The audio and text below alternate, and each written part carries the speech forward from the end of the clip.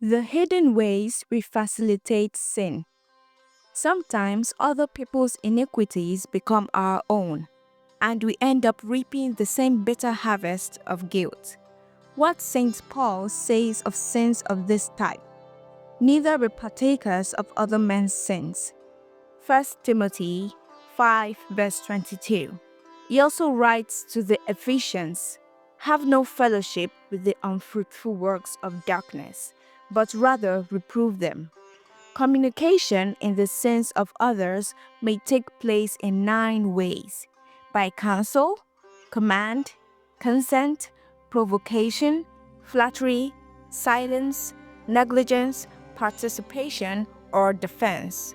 One shares in the sin of another through counsel, when one advises another to commit some evil, as Caiaphas did when he counseled the Jews to kill Christ.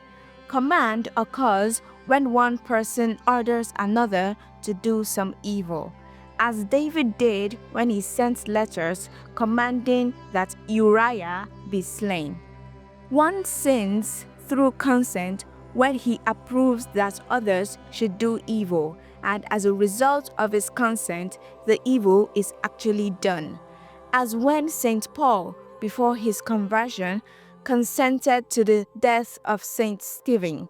Thus, St. Paul writes, "Who, having known the justice of God, did not understand that they who do such things are worthy of death, and not only they that do them, but also consent to them that do them."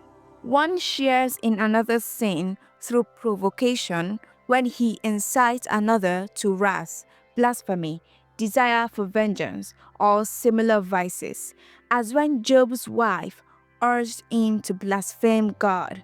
Flattery occurs when one praises a person for his sin, thereby encouraging him to continue in evil. Such was the sin of the preachers to whom Isaiah referred, "O my people, they that call thee blessed, the same deceive thee, and destroy the way of thy steps." One shares in the sin of another through silence, if he does not admonish his neighbor when it is his duty to do so. God calls such persons dumb dogs not able to bark. And speaking through Ezekiel, he says, "If when I say to the wicked, Thou shalt surely die, thou declare it not to him, nor speak to him, that he may be converted from his wicked way, and live, the same wicked man shall die in his iniquity, but I will require his blood at thy hand." Negligence occurs when we do not punish the wicked when it is our duty to do so. Thus, judges are guilty of sin if they tolerate evils in the state and do not use the power that God has given them for the punishment of evil. Parents and teachers also sin in this way, when through too much indulgence they overlook the vices and sins of their children or students, like the priest Heli, who knew that his sons did evil but did not chastise them. Participation occurs when a man joins thieves and other evildoers and shares their crimes and their loot.